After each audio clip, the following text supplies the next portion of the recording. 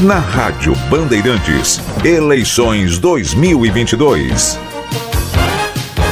Bandeirantes 7 e 2. A crise no PSDB se aprofunda em meio à pesquisa para definir o candidato único da aliança do partido com o MDB e o Cidadania para a corrida ao Planalto. As três legendas prometem apresentar o resultado depois de amanhã, dia 18. Além do tucano João Dória, também está na disputa a senadora Simone Tebet, do MDB. No entanto, numa extensa carta aberta, o ex-governador de São Paulo apontou que o acordo do PSDB com o MDB é uma tentativa de golpe contra ele. No texto encaminhado ao presidente do PSDB, Bruno Araújo, ele disse também que qualquer decisão diferente do resultado das prévias tucanas é tapetão. Diante da sinalização de Dória de que não vai abrir mão de concorrer à presidência da República, Bruno Araújo convocou para amanhã uma reunião da Executiva Nacional do PSDB. O ex-governador recebeu o apoio de Fernando Henrique Cardoso, que disse numa rede social que João Dória acerta ao afirmar que o resultado das prévias deve ser respeitado. Em Brasília, o presidente Jair Bolsonaro refutou a avaliação de que manifestações com ataques ao Supremo ofendem a democracia. Ao se referir aos atos de 7 de setembro e de 1º de maio,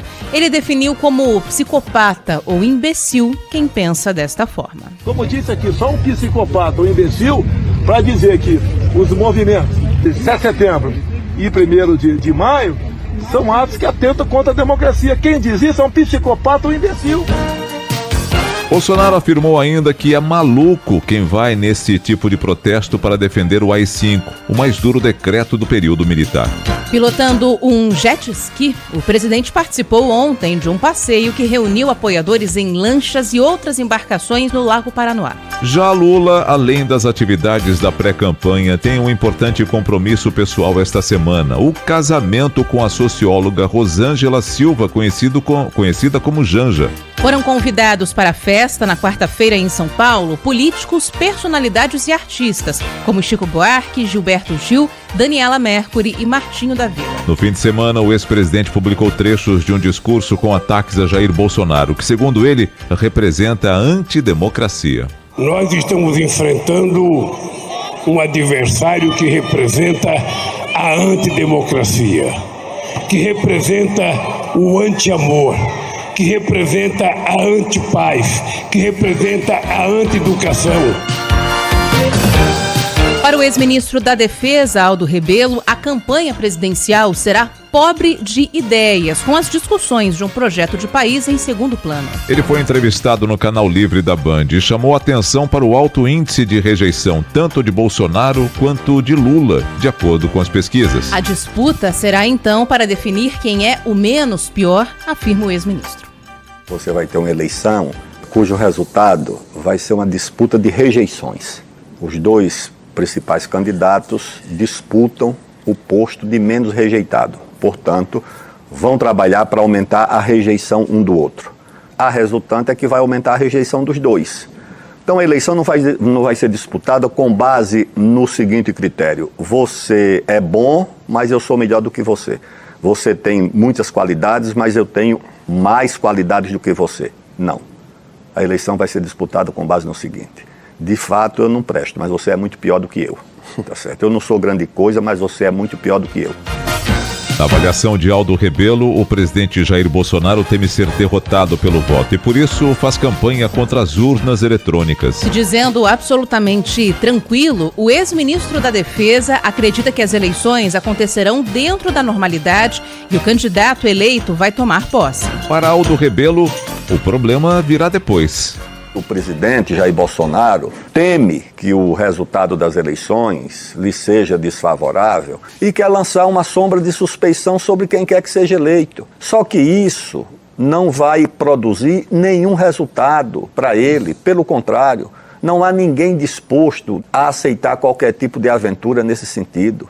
Os resultados das eleições no Brasil serão acolhidos, serão acatados. Quem for eleito tomará posse. Seja o presidente Bolsonaro, seja o presidente Lula, seja o presidente Ciro, seja o presidente outro nome que surgir, vai tomar posse. O problema vai começar depois da posse.